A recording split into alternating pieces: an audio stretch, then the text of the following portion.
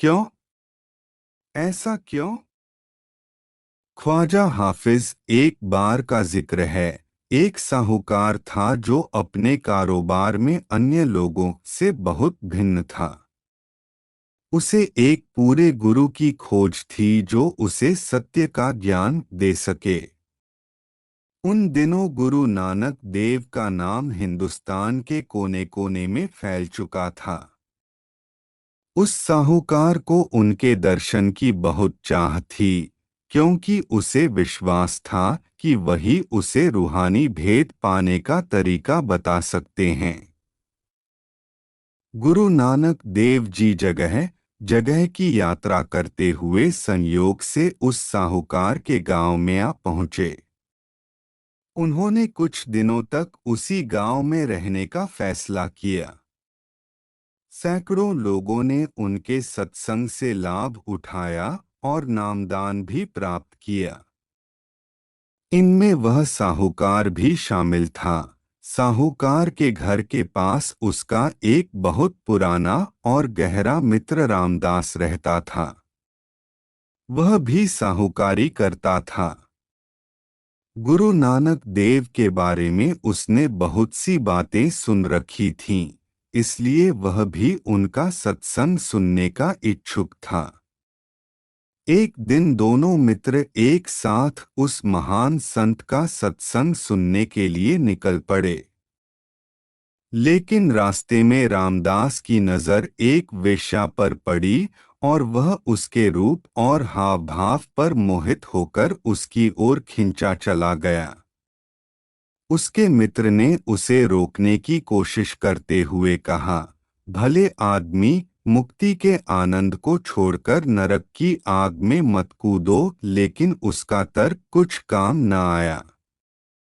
आखिर साहूकार अकेला ही सत्संग में चला गया। रोज ऐसा ही होता रहा। दोनों दोस्त घर से इकट्ठे निकलते। रामदास वेश्या के पास रुक जाता और साहूकार सत्संग में पहुंच जाता। रामदास गिरावट की ओर बढ़ता गया और उसके दोस्त की गुरु साहिब के प्रति भक्ति और श्रद्धा दिन प्रतिदिन बढ़ती गई। साहूकार अपने मित्र को रोज सही रास्ते पर लाने का यत्न करता, पर रामदास ने दुराचार का रास्ता न त्यागा। ऐसे ही एक महीना बीत गया। एक दिन साहूकार ने रामदास से कहा, आज गुरु साहिब संगत को प्रसाद देने वाले हैं। एक बार तो अपने कुकर्मों को छोड़कर मेरे साथ चलो। कोई कितना ही बड़ा पापी और गुनहगार क्यों न हो, उसके मन का रुख बदलने के लिए एक सत्संग ही काफी होता है। दोस्ती के नाम पर मैं तुमसे विनती करता हूं कि आओ, आज मेरे साथ चलो। सत्संग में जाकर ही तुम समझ सकोगे कि संतों की संगति से क्या लाभ होता है और उसमें कितना आनंद प्राप्त होता है। रामदास ने बात सुनी अनसुनी कर दी, फिर अपने मित्र से बोला, तुम रोज सत्संग में जाते हो और पुण्य कमाते हो, मैं रोज पाप करता हूँ। देखें आज हमें अपने अपने कर्मों का क्या फल मिलता है। ठीक दोपहर को तुम मेरे घर आ जाना, दोनों बैठकर अपना अपना हाल बयान करेंगे। यह कहकर रामदास जल्दी से वेश्या के घर पहुंचा, पर वह घर पर नहीं थी। निराश होकर वह वापस अपने घर आया और अपने मित्र का इंतजार करने लगा। उस दिन सत्संग में और उसके बाद हुई बातचीत में साहूकार इतना खो गया था कि उसे समय बीतने का पता ही नहीं चला। इसलिए उसे उस दिन घर पहुंचने में बहुत देर हो गई। मित्र का इंतजार करते करते समय बिताने के लिए रामदास ने अपनी छड़ी से जमीन को कुरेदना शुरू कर दिया। जमीन नरम थी, इसलिए मिट्टी निकलती गई। थोड़ी देर के बाद छड़ी एक मिट्टी के घड़े से टकराई जिसके मुंह पर ढक्कन लगा हुआ था। रामदास ने ढक्कन हटाया तो देखा कि ऊपर ही एक सोने की मोहर पड़ी है। यह सोचकर कि पूरा घड़ा मोहरों से भरा होगा, उसने जल्दी से उसे जमीन में से निकाल लिया। पर जब उसने देखा कि उसमें केवल एक मोहर है और बाकी सब कोयले के टुकड़े हैं, तो वह बहुत निराश हुआ। खुद को दिलासा देते कहा कि चलो, बिना मेहनत किए एक मोहर तो मिली। हुए उसने उसी समय उसका मित्र लंगड़ाता हुआ चला आया। वह दर्द से बहुत परेशान दिखाई दे रहा था। तुम्हें क्या हुआ? रामदास ने पूछा। क्या बताऊं? अचानक एक लंबा शूल मेरे पैर में चुभ गया और मैं जख्मी हो गया।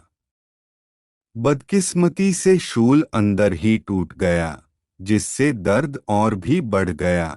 इस पर रामदास हंसा और बोला, मेरे भाई, अब तुम खुद ही देख लो कि सत्संग में जाकर तुम्हें क्या मिला और पाप करने से मुझे क्या हासिल हुआ। तुम शूल की पीड़ा से चिल्ला रहे हो और मुझे सोने की मोहर मुफ्त मिल गई है। क्या तुम अब भी सत्संग का गुणगान करते रहोगे? ये शब्द चाहे एक ऐसे व्यक्ति ने कहे थे जिसे संतों के सत्संग के आनंद का जरा भी अनुभव नहीं था, फिर भी साहूकार के मन में शंका पैदा हो गई। वह सोचने लगा, ऐसा क्यों है कि दुनिया में पाप फलता फूलता है और नेकी करने वाले हमेशा दुख और मुसीबतें ही झेलते हैं। रामदास हमेशा पाप करता रहा और मैं सच्चे दिल से तुम्हारी भक्ति करने की कोशिश करता रहा। फिर भी उसे मोहर मिली और मुझे मिला शूल का असहनीय दर्द। सतगुरु की संगत में जाने का कोई लाभ है भी या नहीं? क्या मुझे गुरु के दिखाए रूहानी मार्ग पर चलते रहना चाहिए?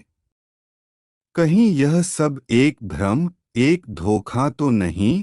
बहुत देर तक रामदास के साथ इस विषय पर बातचीत करने के बाद उसके मन में विचार आया कि क्यों न गुरु साहिब के पास जाकर उन्हीं से इस पहेली को सुलझाने की प्रार्थना की जाए। जब दोनों ने अपनी आप बीती सुनाई तो गुरु साहिब ने अंतर्ध्यान होकर दोनों के पूर्व जन्मों पर दृष्टि डाली और पहले रामदास से कहा, पिछले जन्म में तुमने एक मोहर दान की थी जिसके बदले में तुम्हें मोहरों से भरा हुआ घड़ा मिलना था। लेकिन इस जन्म में तुम बुरे कर्म करने लगे। जैसे ही तुम कोई पाप करते थे, एक सोने की मोहर का कोयला बन जाता था। आज तुम पाप से बचे रहे, इसीलिए एक मोहर तुम्हें मिल गई, नहीं तो इसका भी कोयला बन जाना था। फिर गुरु साहिब साहूकार की ओर मुड़े और बोले, पिछले जन्म में तुम एक बेरहम बादशाह थे, जिसके हुक्म से हजारों लोगों को मौत के घाट उतार दिया गया था। इन कुकर्मों का बदला तुम्हें जुल्म सहकर और फांसी के तख्ते पर लटक कर देना था। लेकिन तुम सत्संग में आने लगे और गुरु की शरण में आ गए, इसलिए तुम्हारे कर्मों का बोझ हल्का होता गया।